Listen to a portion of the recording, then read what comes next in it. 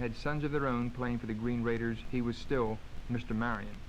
He grew up in Eddystone, became a great running back at Eddystone High School, went on to play with one of football's great lines, the famed 7 blocks of granite at Fordham University, and returned to his native Delaware County to become a football coach. It was as a football coach that he made his reputation, but it is as a molder of men that he will be remembered. He passed away on January 14, 1973, at the age of 59, and when he died, a little bit of everyone who ever knew him died with him. In telling the story of Phil Marion, you have to begin with his football coaching, and you have to go a lot beyond the obvious. 8 undefeated teams, a dozen championships, scores of all Delaware County football players, 221 career victories, only 59 defeats, statewide acclaim, and one utterly fantastic fact, turning out only 2 losing teams in 30 years.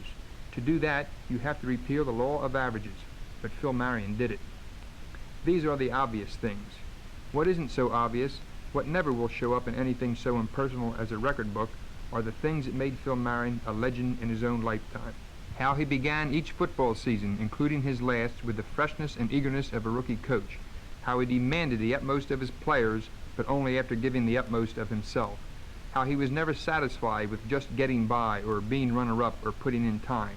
How he turned tiny players into giant killers and dared his players to accept seemingly impossible challenges. How, on a given day for a given game, he inspired his players to heights they never dreamed possible. But even relating all of his football accomplishments wouldn't tell you everything about Phil Marion. He also was a great science teacher for 3 generations of students, carrying the same zeal and quest for excellence that he displayed on the gridiron into the classroom. He was a devoted husband to his adoring wife Madge, a loving father to daughter Peggy and son Phil Jr., and a doting grandfather. A lot of people didn't know it, but Phil was a great salesman too.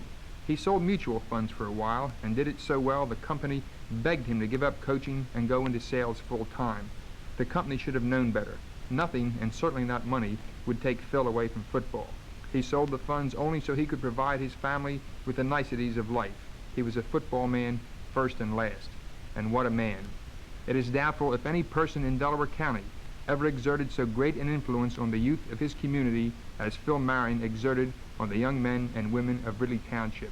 It was an influence that lasted long after the final game and graduation day and was evidenced every year at football games and old-timers banquets, when men no longer young, doctors, attorneys, engineers, business and professional people, blue-collar workers, and just plain working stiffs, always made a pilgrimage to shake his hand, hope he would remember their name, he always did, and smile at some fondly remembered incident from a football game or practice of a generation ago. And because of their love and respect, the men never greeted him as Phil. It was always Coach or Mr. Marion. Privately, of course, many of them referred to him affectionately as the Bull, but that was strictly inside stuff, reserved for those players who had paid the price and reaped the great rewards of playing for him. In 1969, Coach Marion was selected Delaware County's Coach of the Year for the 2nd time, an unprecedented honor. It was the year he won his 200th game, compiled a perfect record, and, in one of the greatest games ever witnessed in Delaware County, inspired his team to an unbelievable 56-28 victory over previously undefeated Haverford High School. But there were other reasons why Phil Marion was picked that year. For instance, item: it is the Monday following the Ridley High-Pencrest game in 1969 in which Ridley scored a 28-0 victory. In the process, the Green Raiders gave Craig Pauls, the Lion quarterback, a pretty good going over. Orville Pauls, Craig's father, is speaking to a reporter. "Say," he said, "the next time you see Phil Marion, I wish you'd tell him something for me.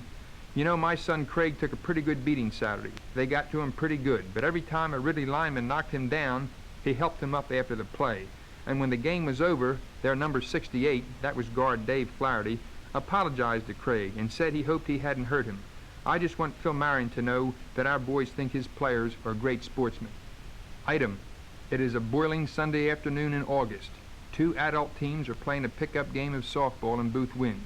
The pitcher is Chuck Pedrick. He is 35 years old, and it has been almost 20 years since he was on the football team at Ridley Township High.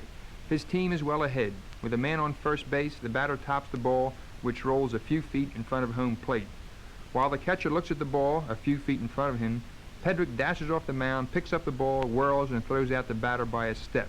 As Pedrick walks off the field, a spectator jokingly tells him, "Chuck, you'd better cut that out. You're getting too old to run around like that." But Pedrick, sweating profusely, smiles and replies, "If you've ever played for Phil Marion, that's the only way you know how to play." Item: Tommy Coombs, who was to be an all-state tackle in his senior year, was having his problems in his junior season.